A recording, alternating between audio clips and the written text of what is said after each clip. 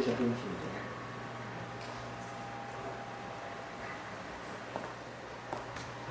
Bom dia, meus amigos. Bom dia. É muita alegria para mim estar de novo aqui com vocês. Algumas carinhas eu já vi de outras vezes, muitas caras novas por aqui. E vamos falar de Jesus nessa linda manhã de fevereiro, porque as manhãs são o que nós fazemos delas. E nós queremos que essa manhã seja uma linda manhã. Então ela será uma linda manhã. Quando Jesus esteve aqui na terra, a história não registrou a presença dele. E Chico Xavier escreveu, ditado pelo Espírito Emmanuel, um livro que se chama Caminho da Luz, que é um livro que relata a história da humanidade, todo o desenvolvimento da história da humanidade à luz da doutrina espírita. E neste livro, Emmanuel relata o intenso trabalho do mundo espiritual superior para preparar a vinda de Jesus aqui na Terra. Este livro conta as 2 vezes que Jesus esteve na Terra. A primeira vez foi quando ele presidia a formação do planeta, porque Jesus foi co-criador do mundo com Deus. Deus criou o mundo e Jesus foi o responsável por presidir a criação desse nosso sistema solar. Por isso, intuitivamente, muitas pessoas confundem Deus com Jesus, porque ele presidiu a formação do sistema solar. Então ele esteve aqui na Terra naquela época, depois, naquela época quando ele presidiu também a formação do nosso DNA, que era onde iam surgir os seres vivos. A segunda vez que ele esteve na Terra já marcava uma maturidade do povo aqui da Terra, uma maturidade espiritual. Foi quando ele teve então há 2000 anos e a Bíblia registra essa passagem dele por aqui. E ele veio exemplificando tudo que ele ensinasse. Tudo que ele fosse ensinar, ele tinha que dar o exemplo de que era possível fazer. Porque era dessa forma, com o seu exemplo, que ele ia trazer para nós o código, a lei da fraternidade, do amor, que deveria unir todos os nossos corações. Então, para que ele nos ensinasse esse amor, que ia unir todas as pessoas da terra, ele precisava de nos amar, e nos amar muito, e foi o que ele fez. A preparação para a vinda dessa grande alma envolvia várias coisas. Envolvia preparar o local do planeta onde ele ia renascer. Envolvia preparar as pessoas, os discípulos que estariam com ele ali na primeira hora. Envolvia organizar vários fenômenos, porque vários fenômenos mediúnicos aconteceram para mostrar a vinda de Jesus. Vários estranhos, um anjo que aparece aqui, um exército de anjos que aparece ali, uma estrela que aparece acolá, uma premonição dos reis magos que aparece. Então, foram vários fenômenos que precisavam de ser organizados de antes. E toda essa preparação era porque ia chegar na Terra alguém que, quando ele falasse com a gente, quando ele falasse, ele ia então construir a fé nos nossos corações. O simples fato de ouvir Jesus ele ia construir a fé em nossos corações. E hoje, nós não estamos aqui por outro motivo, para ouvir falar de Jesus e esta audição fazer com que construamos a fé em Deus e a fé em nós mesmos, em nossos corações. Toda a preparação foi feita porque a terra então receberia o ser mais evoluído que já pisou por aqui. A terra receberia aquele que Deus mandou para ser o nosso modelo e o nosso guia. Onde que está falando isso? Que ele é nosso modelo e guia? Foi no Livro dos Espíritos, na questão 625.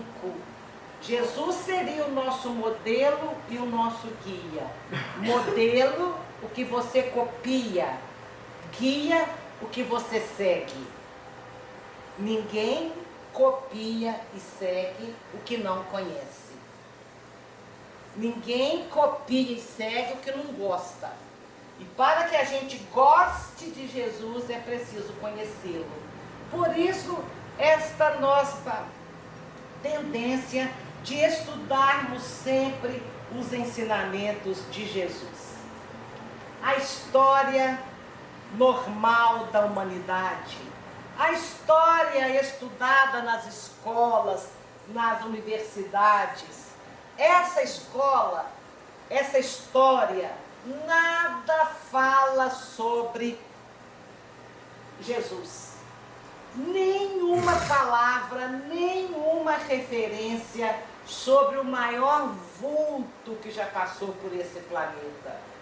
Quando os pesquisadores vão procurar saber nas enciclopédias, vamos estudar quem foi Jesus, não acha nada.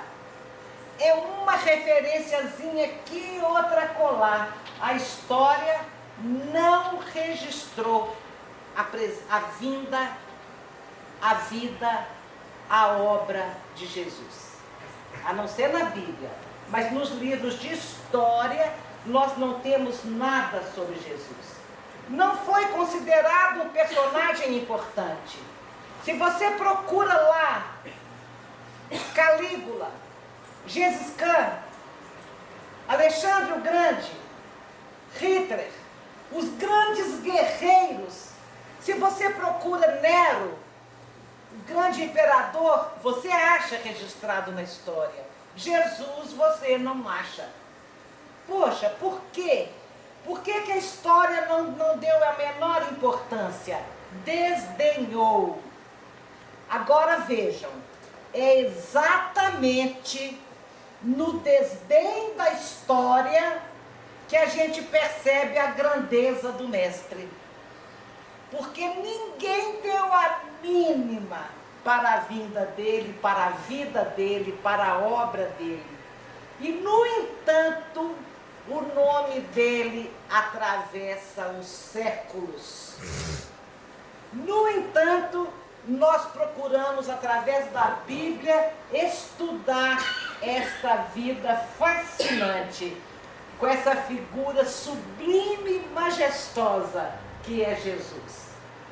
Ninguém além dele conseguiu marcar a sua presença no planeta de uma forma tão ostensiva. Quanto mais os séculos passam, mais Jesus é admirado, é conhecido em todo o seu resplendor. A história não registrou a vinda de Jesus. E a história nada mais é do que um registro do nosso passado. A história mostra o passado da humanidade. Jesus é a história do nosso futuro. Jesus é a história do nosso futuro. Porque a história mostra o que fomos. E Jesus mostra o que seremos. Percebem por que a história comum da humanidade não caberia? O futuro? não caberia o que seremos. Como é que a história vai registrar o que seremos? Não tem como, nós não estamos prontos ainda. Por isso a história da humanidade não retratou o Mestre. Mas prestemos muita atenção nisso. Jesus é hoje o que nós seremos um dia. Conseguimos concordar com isso, gente? Conseguimos acreditar que Jesus se fez tão homem quanto nós, para que nós nos tornássemos tão divino quanto Ele? Foi para isso que Ele veio. Ele veio foi para se fazer gente, se fazer humano, para nos mostrar que nós também somos deuses, que nós também somos luzes, que nós somos o sal da terra. Ele que garantiu, e eu acredito nele. Então a coisa mais maravilhosa que podemos pensar a respeito de nós mesmos é que somos filhos de Deus com todo o potencial para desenvolver em nós todas as qualidades de amor e todas as qualidades de inteligência. Deus não deu a nenhum de seus filhos amor e inteligência a mais do que o outro. Se um homem é capaz de amar muito, todos nós somos. Se uma pessoa é capaz de ter uma inteligência brilhantíssima de gênio, nós todos somos. Então essa é a grande mensagem que Jesus trouxe para nós. Porque quando Jesus veio aqui, Emmanuel nos relata neste livro que nós citávamos, A Caminho da Luz, que a preparação para a vinda de Jesus demorou 1000 anos. 1000 anos a terra começou a ser preparada para receber o Divino Mestre. Então imaginemos, com todo este trabalho de 1000 anos para que Jesus viesse, com toda essa preparação, viria Ele, viria Jesus,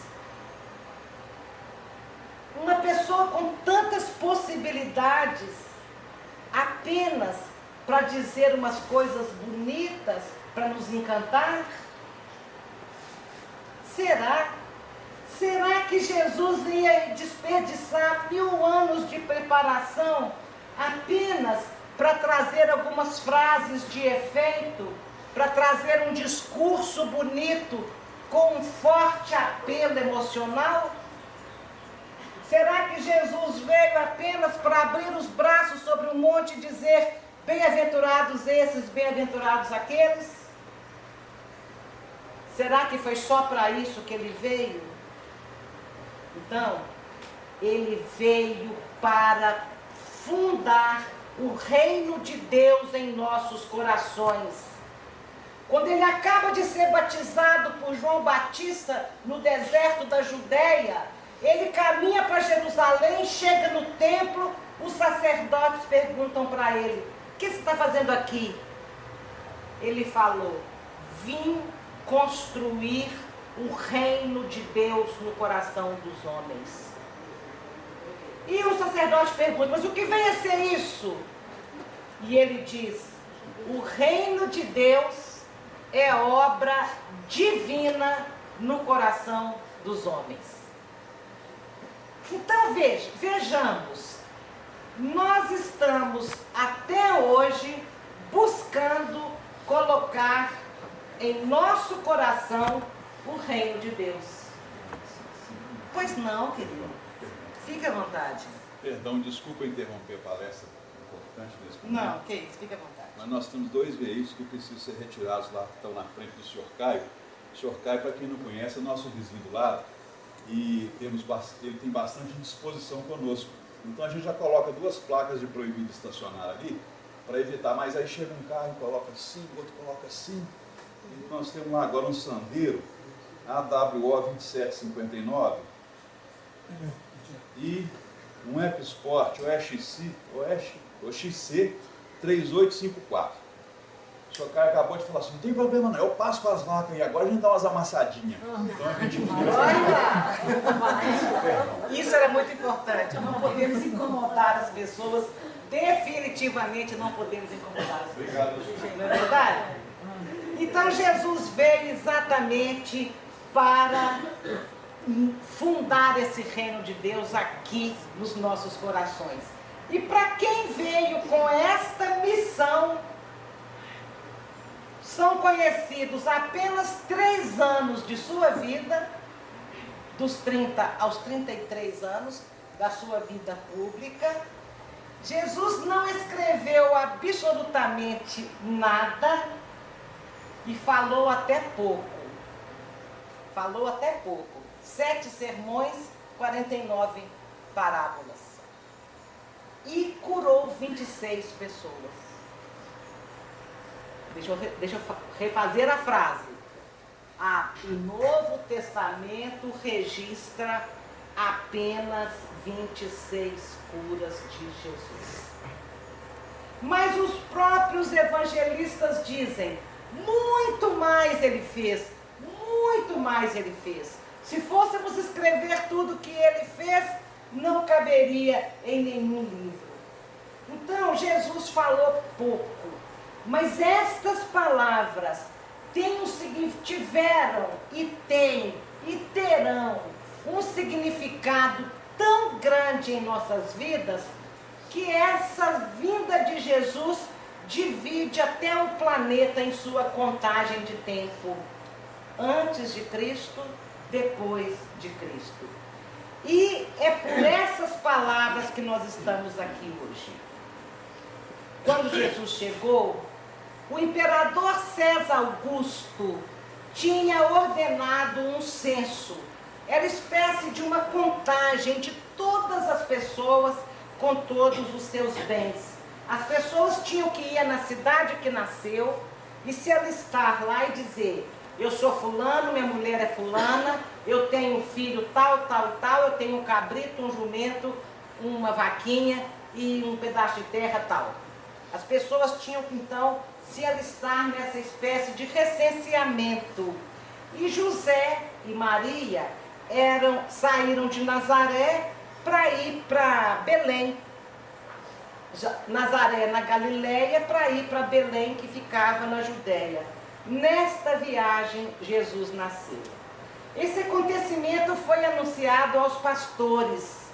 Vejam os fenômenos que eu comentava com vocês, que fenômenos mediúnicos foram organizados para a vinda de Jesus. Quando Jesus nasce, um anjo, quer dizer, um mensageiro celeste, chega no meio dos pastores e diz a seguinte frase: eis que vos trago uma boa nova, de grande alegria. Na cidade de Davi, agora preste atenção nessa construção dessa frase. Na cidade de Davi, acaba de vos nascer hoje o Salvador, que é Cristo o Senhor. Vos nascer. Vos nascer. O que significa isso? Quando o anjo diz, Jesus vos nasceu, o que ele está dizendo? Jesus nasceu para você. Muito interessante, porque então Jesus nasceu para cada um de nós. E esse nascimento tem que me afetar, esse nascimento tem que me atingir. Chega então o Salvador, o meu Salvador. Chega então o Redentor da humanidade, que é o meu Redentor. Porque a humanidade está salva e redimida à medida que cada um de nós encontrar essa remissão nos próprios corações. Então o nascimento de Jesus é algo pessoal. É algo que tem que influenciar as nossas vidas. E existem até hoje pessoas para as quais o nascimento de Jesus não teve a menor importância. A vinda de Jesus não tem a menor importância. A mensagem que ele trouxe não afeta em nada muitas pessoas. Haja vista que dos 7 bilhões de habitantes do planeta Terra, apenas 1/3 é cristã. É de cristãos. Não é sério isso? 2/3 da humanidade não consideram absolutamente nada de Jesus. E do nosso lado, na nossa casa, no maior país cristão do mundo, que é o Brasil, logicamente também o maior país espírita do mundo, que é o Brasil, do nosso lado, na nossa casa, tem alguém para o qual Cristo não faz a menor diferença. Vocês conhecem alguém? Então vejam aí o nosso trabalho. Nós temos que levar isso. E levar como? Como que nós vamos fazer com que aquela pessoa que a gente gosta, admira, ama e convive, também segure na mão de Deus para seguir em frente? Não porque Deus precise, mas a pessoa vai chegar um momento que ela vai precisar. Porque sem Jesus, que nos leva a Deus, nós conseguimos caminhar muito bem até determinado ponto da nossa vida. Enquanto não houver perda, enquanto não houver dor, enquanto não houver dificuldades intransponível, nós vamos muito bem. Muito bem. Formamos, casamos, temos filhos, formamos um patrimônio, construímos uma casa. Aos 45 anos, acontece um problema. Aí você fala, opa, só até aqui que eu dei conta de vir. Daqui para frente eu preciso buscar algo que me fortaleça. Eu preciso buscar algo que norteie a minha vida, porque está esquisito. Não é assim que acontece com a gente? A gente sente aquele vazio. Então, como levar esse mestre que ilumina os nossos dias às pessoas em que amamos? Como? A passagem que nós vamos refletir hoje, eu não comecei ainda no Evangelho, agora que eu vou começar no Evangelho. A passagem que a gente trouxe para a nossa reflexão é realmente um convite para essa mudança, para que a nossa mudança reflita, para que o Evangelho de Jesus, ao entrar em nós, reflita no meu interior. Como? Como que eu quero que ele reflita no meu interior? Me fazendo mais calma, mais equilibrada, mais tranquila, mais confiante, mais harmonizada, mais de bem com a vida. É assim que o Evangelho faz. Ele entra e nos acalma, nos qualifica para seguir em frente como pessoas equilibradas, que seremos capazes de encontrar o caminho certinho que nos conduzirá à felicidade. Porque foi para a felicidade que fomos criados. Deus não criou nenhum filho para sofrer, nos criou para sermos felizes. O sofrimento foi em decorrência de nós não termos descoberto de pronto qual era o melhor caminho. Então, o Evangelho entra em mim e transforma o meu interior. Mas a proposta que nós trazemos hoje é exatamente que o Evangelho reflita também em nossas atitudes. Atitudes. é o Evangelho mudando não só o meu interior, o meu modo de sentir, mas é o Evangelho mudando o meu modo de agir. Meu pai dizia que existem 3 fases na nossa religiosidade. A primeira, quando a gente entra para uma religião. A segunda fase, quando a religião entra na gente. E a terceira fase é essa, quando ela modifica as nossas atitudes e sai da gente, nos transformando em pessoas melhores. Esta é a proposta. O evangelho que eu trago para hoje é o Evangelho de Mateus, capítulo 5, versículo 41.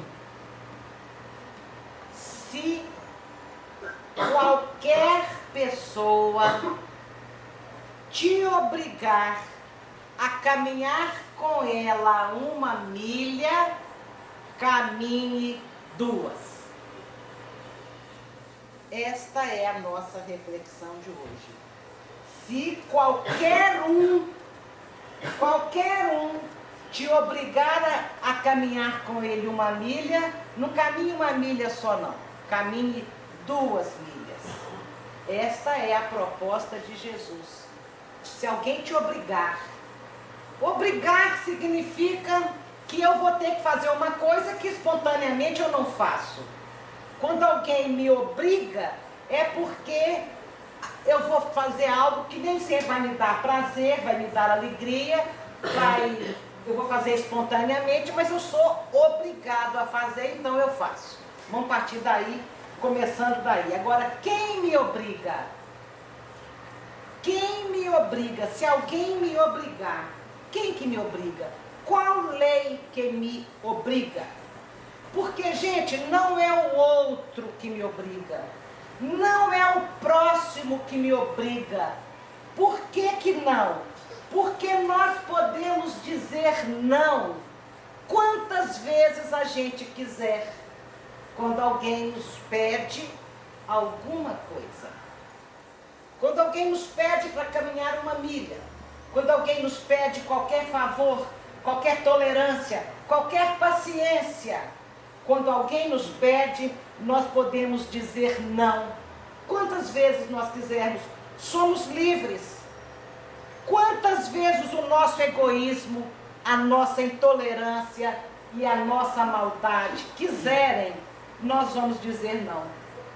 Nós podemos dizer não todas as vezes que o nosso comodismo mandar, toda vez que a nossa preguiça pedir, toda vez que a nossa pirraça exigir, nós vamos dizer não. Então, a gente diz não e para isso a gente tem assim, na ponta da língua, as nossas justificativas, as nossas desculpas, que são às vezes bem boladas. E a pessoa até acredita que se você pudesse, você realmente teria feito aquilo. Você é bom nesse marketing pessoal. É o político. Olha, eu te prometo, só não fiz porque realmente não deu. A lei tal e tal, você acredita nele. Então, nós temos 1000 justificativas de desculpas bem estruturadas, assim como de mentira esfarrapada, que a nossa cara nem queima para você dar uma desculpa quando você quer dizer um não. Quando você quer dizer um não. Então, ninguém nos obriga. Muitas das vezes, nós dizemos o não até pelo nosso sentimento de vingança. E a gente, às vezes, é tão vingativo que a gente é vingativo sem perceber. A pessoa te pede uma coisa e você fala não. Lá dentro você tem um rancor. Um rancor. Ai, por que eu estou assim? Por que eu falei não? Ah, porque outro dia eu pedi ele isso e ele não fez. Ah, agora que eu lembrei por que foi que eu falei não. Nem estava lembrando, mas o sentimento ficou. A vontade de negar e de ser tão ruim quanto o outro foi. quando a gente tem uma atitude revanchista, a gente se nivela por baixo. Mas a proposta de Jesus não é esta. A proposta não é esta de só vou fazer o bem para quem tiver me feito o bem. Só vou caminhar uma milha com quem tiver caminhado comigo uma milha. A proposta de Jesus é qualquer um que te pedir. Percebem isso? Qualquer um. Então, Jesus não pede que façamos o bem apenas para as pessoas que merecem a nossa consideração ou que nós achamos que merecem. Jesus não nos pede que façamos o bem apenas para as pessoas que merecem a nossa gratidão, que merecem os nossos agradecimentos. Jesus pede que a gente caminhe esta milha, ou seja, que a gente faça o que a situação pede, o que a pessoa pede, porque algo dentro de nós nos obrigará a fazer. E esse algo dentro de nós que vai nos obrigar a fazer é o Evangelho já agindo em nossos corações. Onde nós vamos com toda boa vontade e fazer o bem, não é porque A, B, C ou D merece, não. É porque eu amo fazer o bem. Então é essa obrigação. Quem nos obriga? Quem me obriga a fazer isso ou aquilo? Aquela ordem interior que sai de dentro de mim, me pedindo que seja uma pessoa melhor. É o que nós estamos fazendo na seara religiosa, buscando mecanismos para sermos pessoas melhores. Então, a nossa consciência despertou para o amor, despertou para o bem. E então, eu vou tentar fazer o bem na medida do meu possível, em quaisquer situação, para qualquer pessoa. Para qualquer pessoa, e não só para quem merece. Eu vou dar o meu perdão, não é para quem merece, porque não, nada mais nobre do que perdoar aquele que não faz isso por merecer o perdão. Então, o que Jesus nos pede é isto, caminhar a segunda milha. Eu vou encerrar, eu estou sem relógio, cadê os seus? Não, está cedo ainda. Ótimo, vai dar tempo, porque a história é longa. Eu vou encerrar com uma história. E a história é longa, eu estava olhando se dava tempo de contá-la toda, porque ela é muito interessante. Primeiro eu vou explicar o contexto histórico de andar uma milha. Naquela época, onde o Império Romano dominava todos os judeus, naquela época onde um judeu, esteja ele em que situação estivesse, o soldado, um simples soldado romano, era autoridade sobre o maior dos judeus. O menor do Império Romano, que era um soldado raso, era maior do que um chefe de sinagoga, do que um rabino. Percebem aí a hierarquia? E naquela época, as pessoas viajavam em caravanas, em carroças, camelos, mas viajavam também a pé, sozinhas, carregando nas costas a própria bagagem. E quando um romano estivesse viajando, carregando a sua bagagem, ele tinha uma lei que obrigava a todo judeu largar o que estivesse fazendo, não importa o que, e tinha que carregar aquela bagagem na direção que o romano estivesse indo viajar, carregar aquela bagagem por 1000 passos, que dava mais ou menos 1478 metros, que é uma milha. Perceberam aí que porque Jesus falou, se alguém te obrigar a caminhar uma milha, porque os judeus eram obrigados a caminhar uma milha carregando a bagagem do cidadão romano. Então está lá a pessoa na sua venda, na sua casa, em qualquer situação, na igreja, na sinagoga, se chegasse um romano e falasse, cara, eu estou indo para Roma, você vai andar comigo uma milha, 1000 passos. E eles iam contando, 1, 2, 3, porque não conversava. Quando desse 1000 passos, dava uma milha, 1478 metros aproximadamente. Então isso era lei, ok? Por isso então caminhar uma milha. Agora vamos à nossa história. A história do menino, um adolescente chamado Rubem. Rubem era judeu, morava ali na Palestina, no tempo que Jesus vivia por lá. E ele via Jesus ensinando, ajudando o povo e tal. Um dia, Rubem estava sentado numa encruzilhada assim da estrada, uma estrada enorme. Essa estrada até dava esquina com outras estradas. E ele gostava de sentar ali, exatamente naquela encruzilhada, porque dali ele via as pessoas que vinham de todas as estradas e iam para todas as estradas. Porque Rubem era fascinado com viagem, com conhecer o mundo. E dali ele via as pessoas que viajavam em burros, viajavam em camelo, em caravana.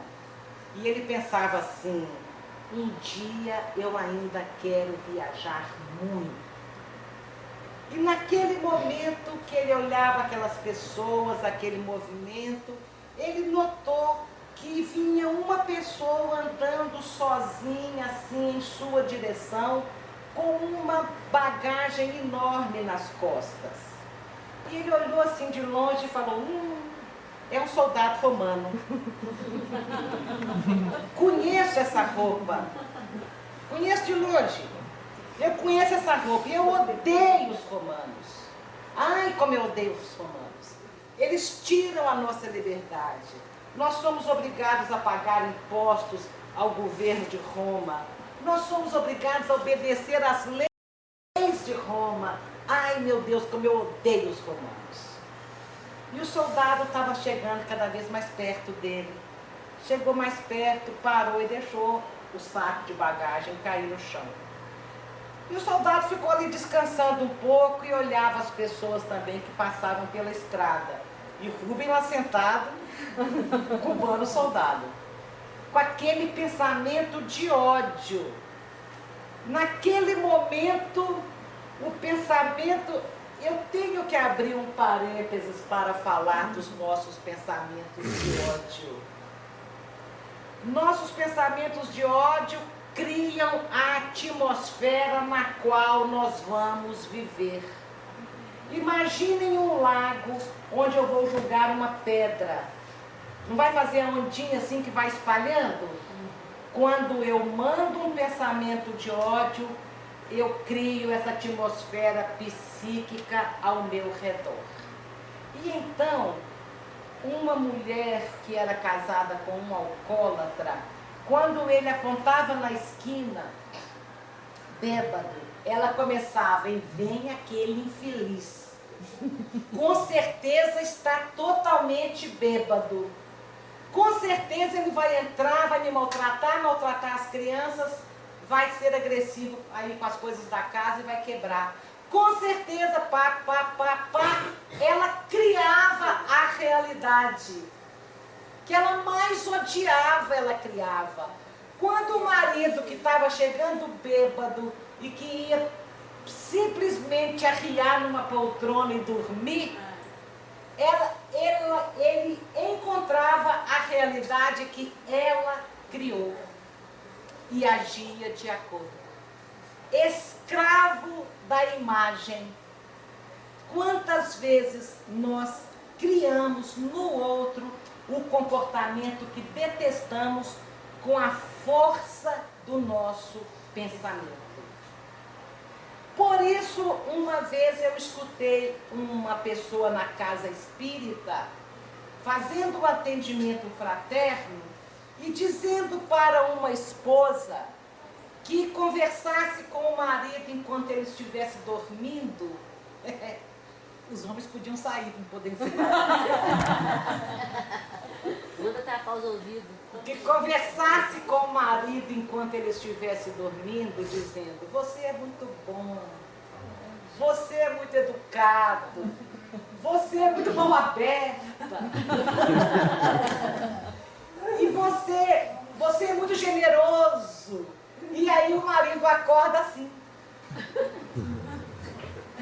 A gente está brincando, mas é exatamente a força do nosso pensamento que abre aquela atmosfera psíquica. E Rubem estava na esquina olhando o soldado e pensando com ódio. Talvez aquele soldado descansasse um pouquinho a sua bagagem, colocasse de novo o saco nas costas e seguisse viagem. Mas ele foi atraído pelo pensamento de ódio do Rubem e vira: ô menino, vem cá. Aí o menino levanta e fala: puxa vida. O menino assusta e tem vontade de correr, mas ninguém ousava desobedecer um soldado romano. E o menino vai devagar assim, ressabiado, aproxima do soldado. O soldado aponta a bagagem e fala: você vai carregar para mim isso aqui 1 milha na direção de Roma. E Rubem sabia que não tinha outro jeito. Ele conhecia a lei. Ele sabia que não tinha outro jeito. O soldado podia obrigar qualquer pessoa a fazer aquilo. Ele pensou: tudo bem, eu vou 1 milha. Eu vou caminhar 1 milha. E começou a caminhar com o saco nas costas. Ele era um adolescente, mas era forte. E ele estava com muita raiva. E ele foi assim mesmo, achou aquele saco um pouco pesado, mas deu conta e colocou nas costas. E às vezes dava uma raiva nele, ele tinha vontade de jogar aquele saco longe, porque ele odiava aquele soldado. Mas ele não podia fazer nada a não ser andar atrás do soldado com seus pensamentos de ódio, o que já era bastante coisa.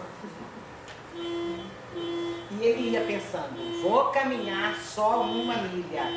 Ele não pode me obrigar a dar um passo além do que a lei manda. 1 milha.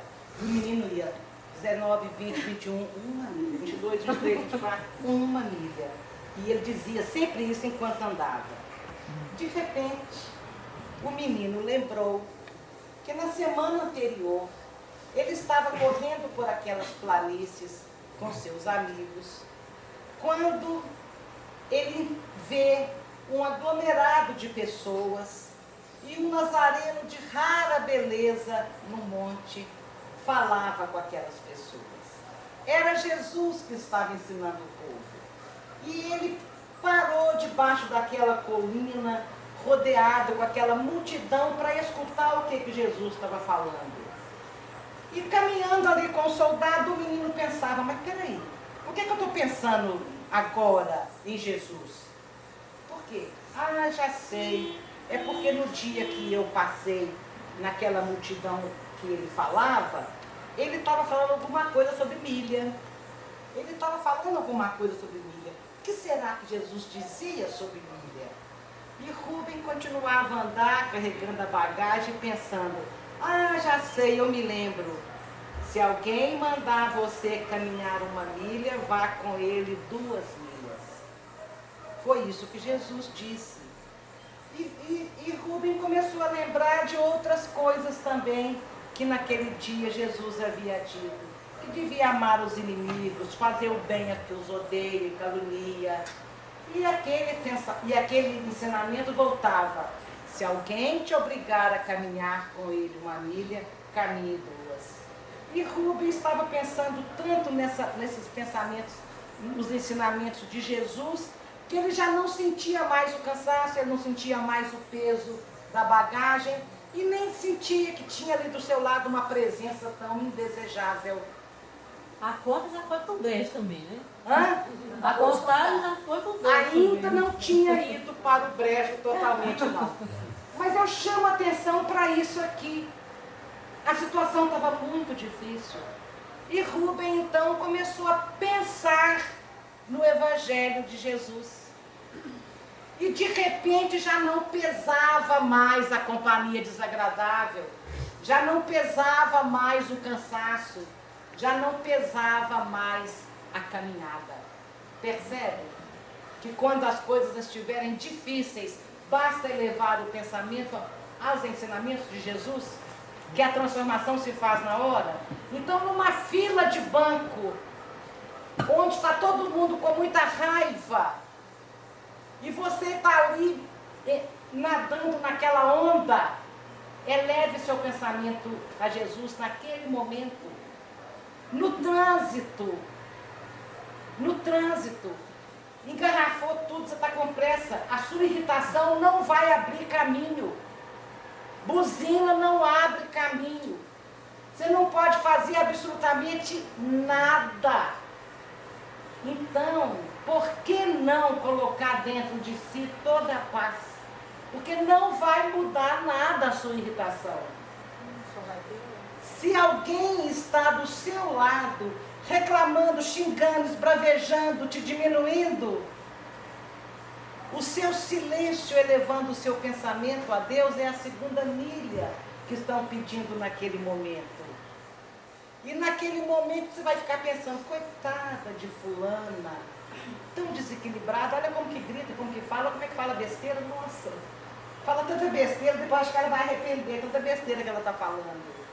E você vai pensar, e você vai acalmando, você vai silenciar, e vai deixar, porque o desequilibrado é o outro e não você.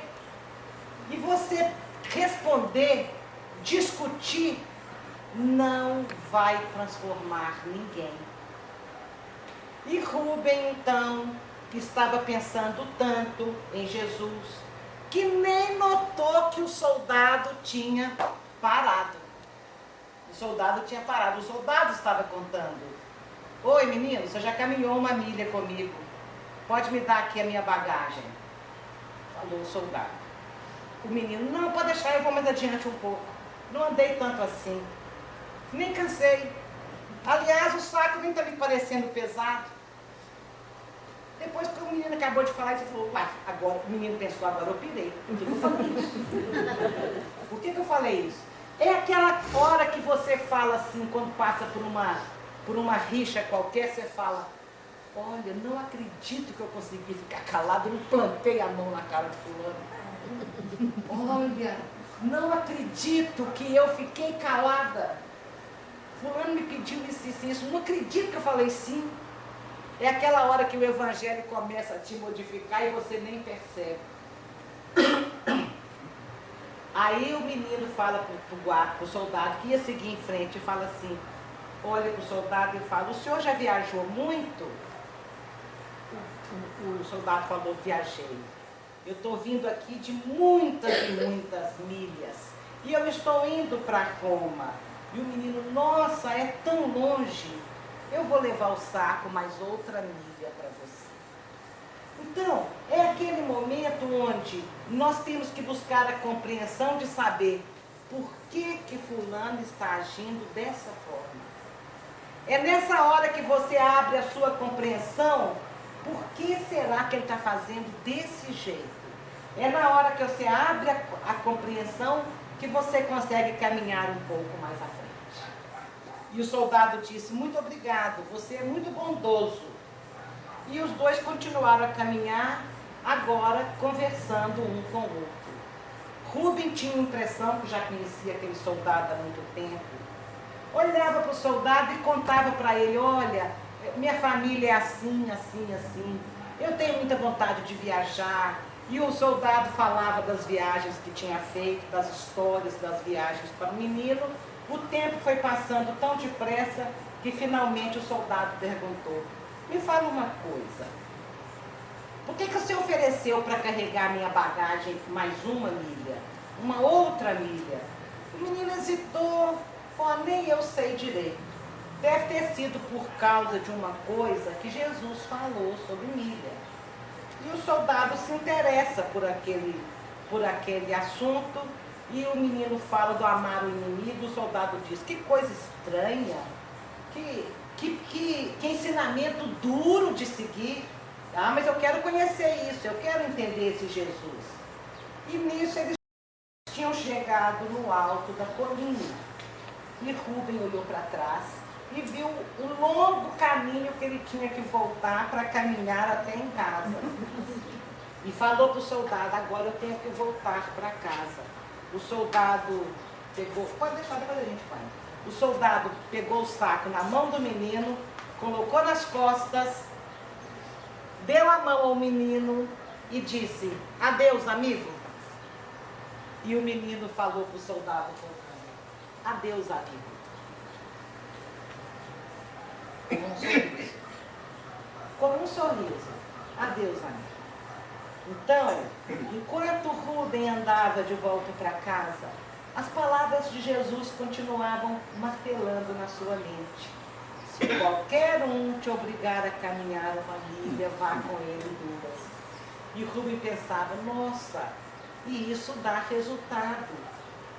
Eu andei a primeira milha com o meu inimigo e a segunda milha eu encontrei o amigo. Não é incrível? A primeira milha eu andei com o inimigo. A segunda milha eu encontrei um amigo. Este é o ensinamento. É um ensinamento muito importante no campo da tolerância.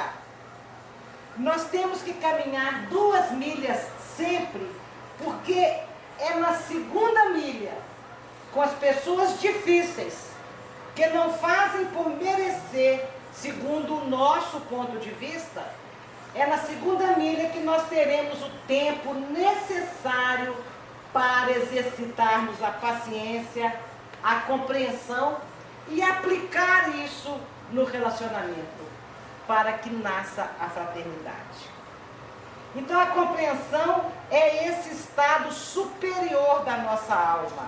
Aquele que compreende torna-se disposto a caminhar a segunda milha. Quando Jesus nos recomenda uma caminhada mais longa, com quem nos obriga a acompanhar durante certo trecho apenas do caminho, Jesus está nos dando a oportunidade de fazer nascer a compreensão no nosso coração. Jesus é muito sábio. Então, dentro da nossa casa, somos chamados a longas caminhadas do perdão.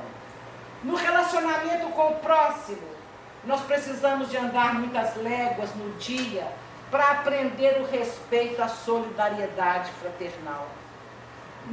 Nas tarefas profissionais que nós abraçamos, é indispensável a gente perseverar até o êxito alcançado. Na maior missão que nós trazemos e trouxemos para esta existência, e a maior missão que nós trouxemos para essa existência é crescer espiritualmente, ou seja, é aprender a amar, nós não podemos caminhar só 1 milha conosco. Nós não podemos desistir de nós. Nós devemos de seguir à frente sempre nessa caminhada, porque às vezes, quando a gente já estava quase alcançando a vitória, você chuta o pau da barraca, larga a chuteira. Você estava quase conseguindo a vitória, você estava quase se liberando de um karma, de um compromisso, de uma obrigação, porque obrigação é isso. Então, nós temos que estar atentos, porque olha a sabedoria de Jesus. É doando ao outro o dobro do que o outro pediu, é doando ao outro o dobro do que o outro espera de nós, é sendo muito melhor do que o outro pensa que nós somos capazes de ser, é dando esse dobro dessa segunda milha, é que o outro vai compreender o valor de ser bom. Ali é que ele vai aprender com o nosso desprendimento, com o nosso exemplo. A gente vai doar mais do que o outro pediu. Mais do que ele, a gente acha que ele merece. E a gente vai doar sempre mais. Porque é nesta doação é que nós vamos conseguir transformar o outro. Não é com crítica, não é com cobrança, não é com reclamação, não é com nada disso. A única coisa que transforma é o amor. É a segunda milha que Jesus espera que a gente percorra com as pessoas que nós temos expectativa de conseguir mudar para melhor. Na primeira milha, nós estamos resgatando o nosso passado. Nós estamos fazendo por obrigação, por cumprimento da lei de causa e efeito. Estamos fazendo porque plantamos e temos que colher. Essa é a primeira milha. Eu vou aguentar porque é por força da lei. Estou colhendo, mas é na segunda milha é que eu vou começar a construir a pessoa melhor. Na primeira milha eu pago as contas. Na segunda milha eu começo a fazer uma poupançazinha. Percebem? Nós não podemos sair daqui só zerado, não. A gente tem que sair daqui melhor que chegou. Foi para isso que a gente veio. Não é verdade? Então que Jesus abençoe os nossos bons propósitos. E que nós, quando estivermos nas encruzilhadas da vida e alguém passar e falar, vão comigo, você vai falar para toda a eternidade. Que Jesus nos abençoe. Amém.